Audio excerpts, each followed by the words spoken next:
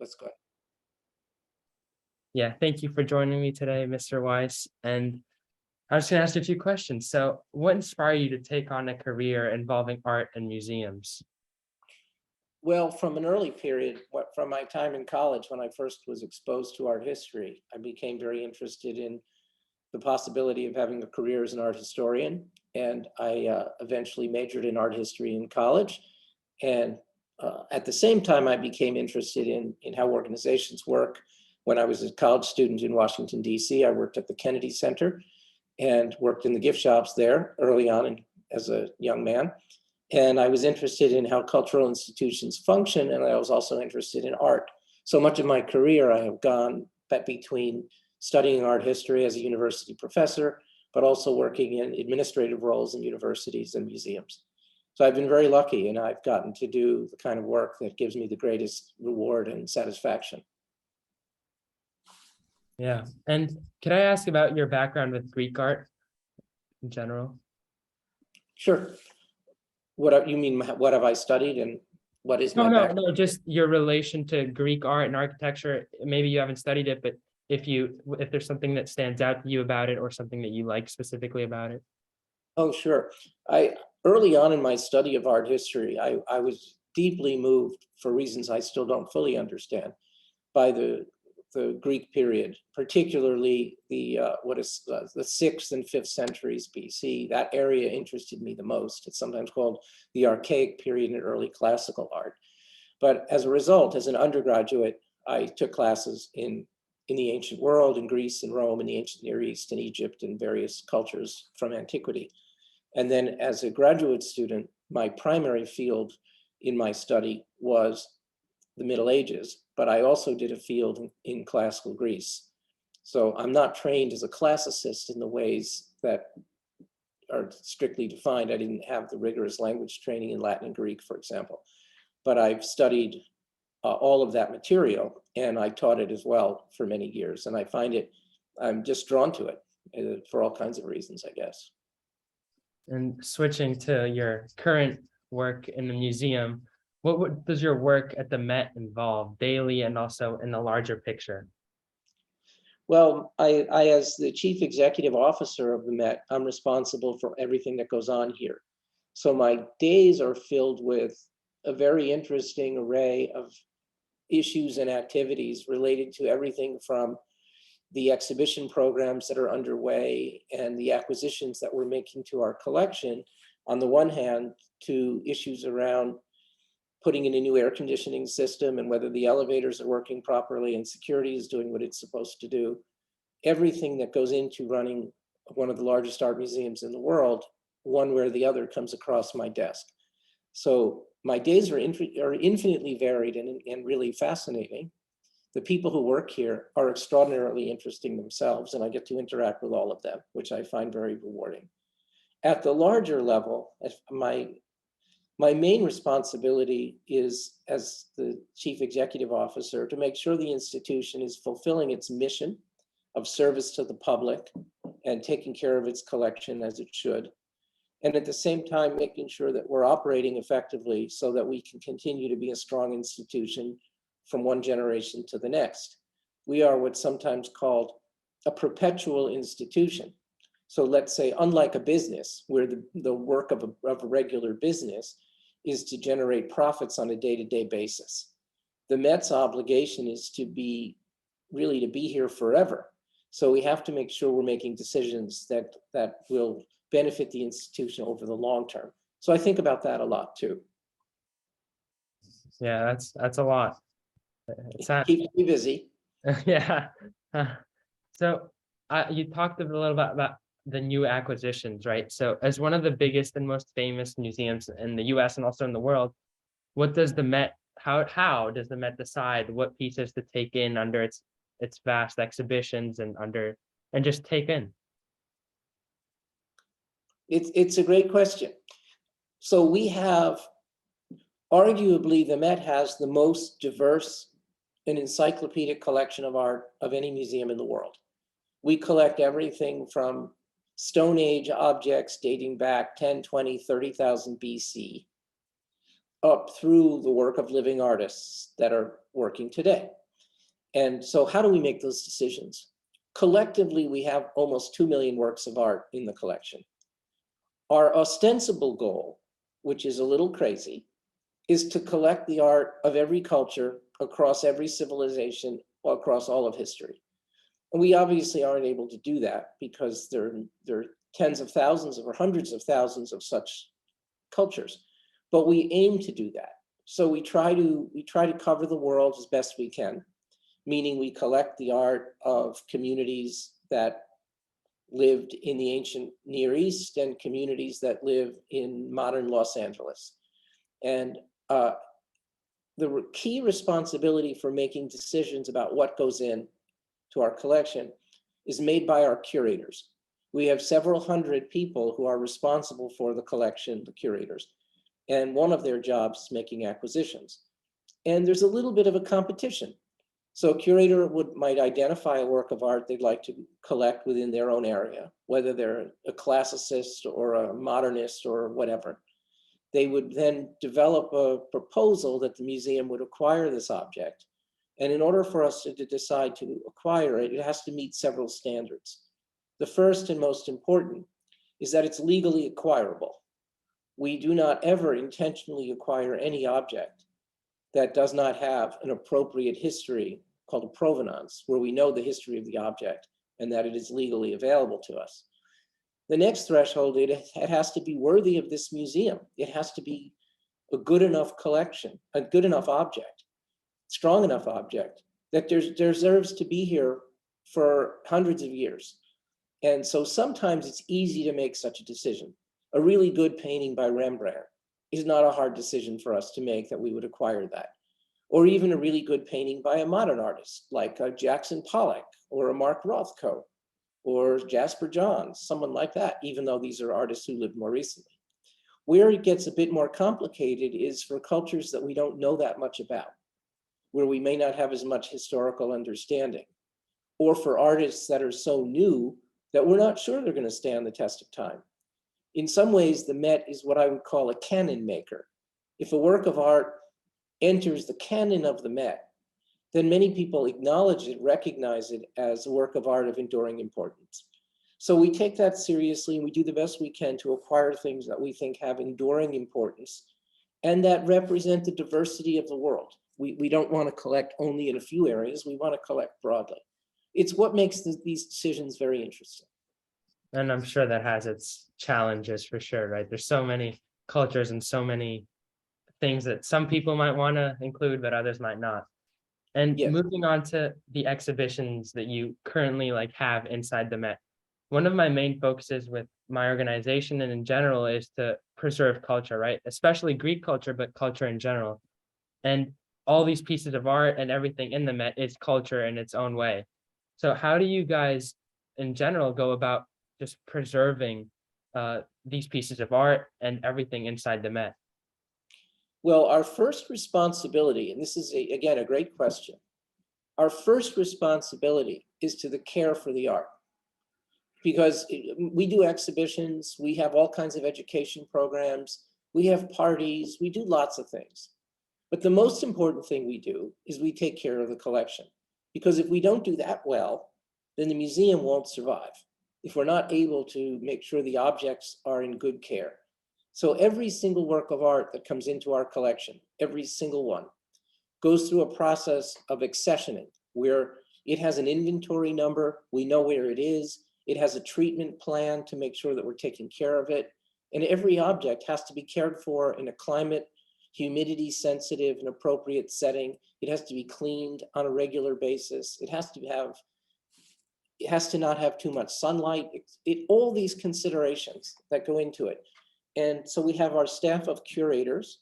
We also have a staff of more than 100 conservators. We have the largest staff of art conservation people of any institution in the world.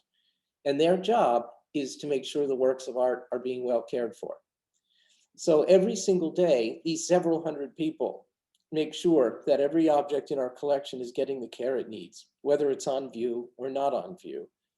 And there's a whole system and a culture here dedicated to the preservation of art, built around that mission. And personally, in your opinion, how important would you say that cultural preservation is, and why? Like, why do you guys find at the Met and in general find cultural preservation so important? Well, the Met aspires to do everything that it does at a very high level. That's part of what makes working here such an exciting proposition, that the institution is one of the finest of its kind in the world. And caring for works of art is, as I say, our number one responsibility. So we have the best people in the world with the sufficient resources to make sure that the objects are being well cared for. If they're not well cared for, then future generations will not have access to these objects because they weren't properly cared for and they were destroyed or damaged. And no one wants that to happen. So we believe that cultural preservation is so important because without it, you can't have museums lasting from one generation to the next. We all know of terrible stories of losses of art, whether it's the Elgin marbles or rather the Parthenon sculptures before they were cared for. And when the Parthenon was used as a munitions repository in I guess that was in the 18th century, maybe. What happened in Palmyra recently, all of these things that caused the loss of art that never can be regained. So conservation and preservation is the better way forward. Yeah. And I'm sure the museum in general, like the whole world, faced many challenges during the COVID-19 pandemic. And I remember I live in the nearby area, so I know that you guys closed for a while, not too long actually, but it was at the beginning of the pandemic. And in general, but also relating to preservation and safety of artifacts, but also the staff in the museum in general, what were the challenges faced during the pandemic, and what did you guys do to fight them, really? Well, we closed in the end, it was for 5.5 months, which is in 150-year history, the longest we were ever closed before was probably 2 or 3 days.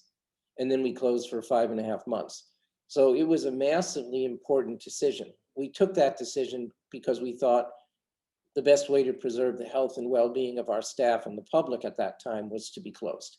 But it was a terribly difficult decision. And it was so sad that the tens of thousands of people who come to this museum every day were denied access to this institution because of that. So our first goal was, again, for the care and well-being of our people and the collection. And we thought closing was the safe thing to do. During the months that we were closed, however, we had several hundred people coming to work every day anyway, because they had to take care of the collection and the building, to keep it safe and secure. Because again, cultural preservation and safety and security of the building are fundamentally important. You can't neglect them. So people would come into this dark institution with no visitors, and it was incredibly sad. We also lost lots and lots of revenue because we weren't open, and therefore we weren't able to generate revenue from our regular operations. Yet we still had an obligation to pay for the building and to pay for our staff. So we had to solve some budget issues that came out of that as well. I would say in the course of my career, this was certainly the most challenging moment I ever faced as a leader, making sure that the museum is going to be fine and the people are going to be fine in the face of so many challenges. But we got through it. We were closed for 5.5 months, and then we reopened.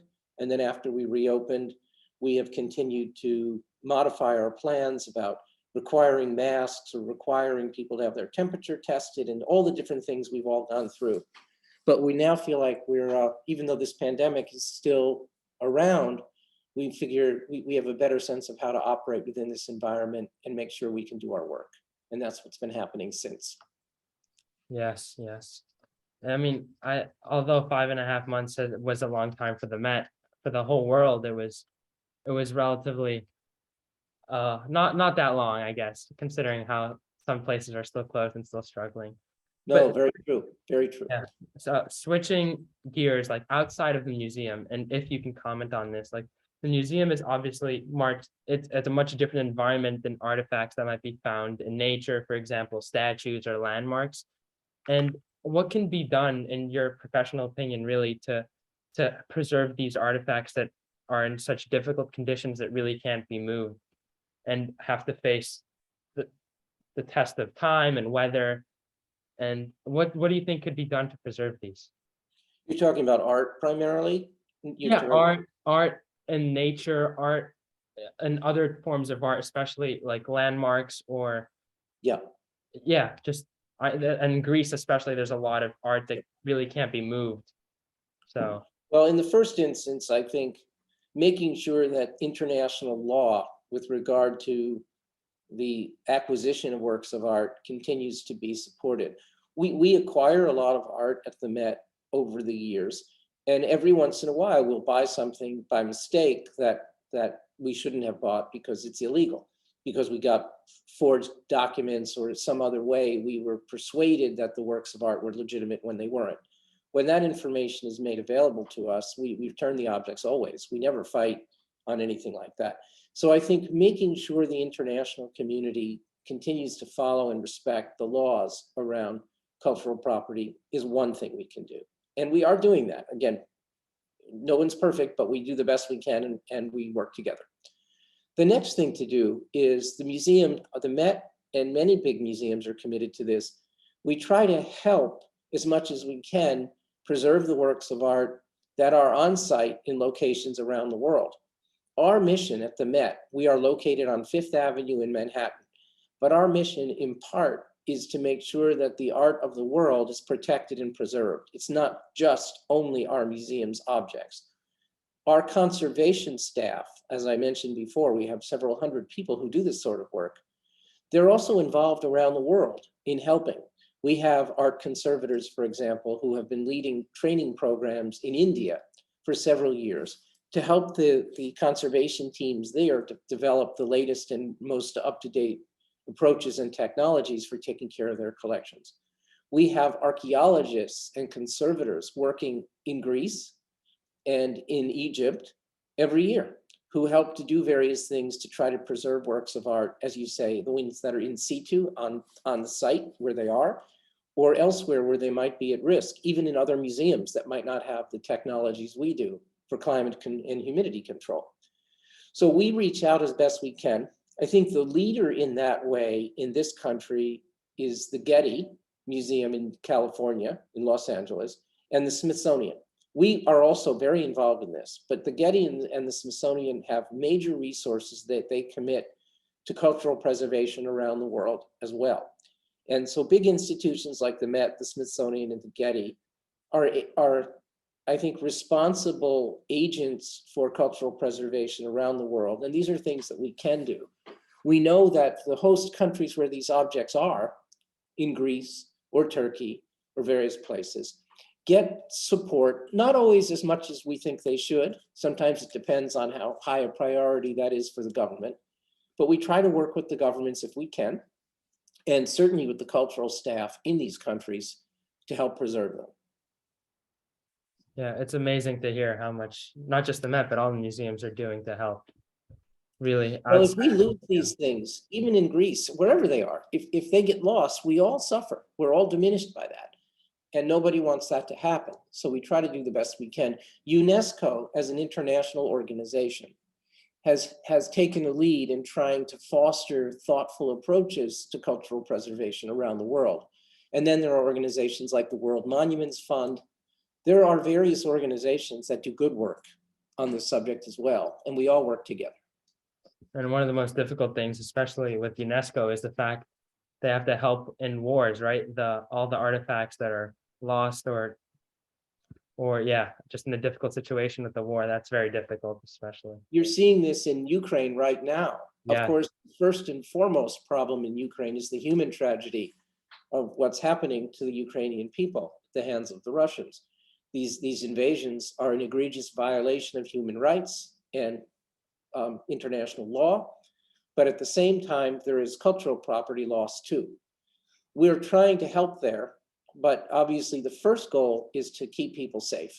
Once we can do that, as then taking care of the art is important too, but you see it happening in real time.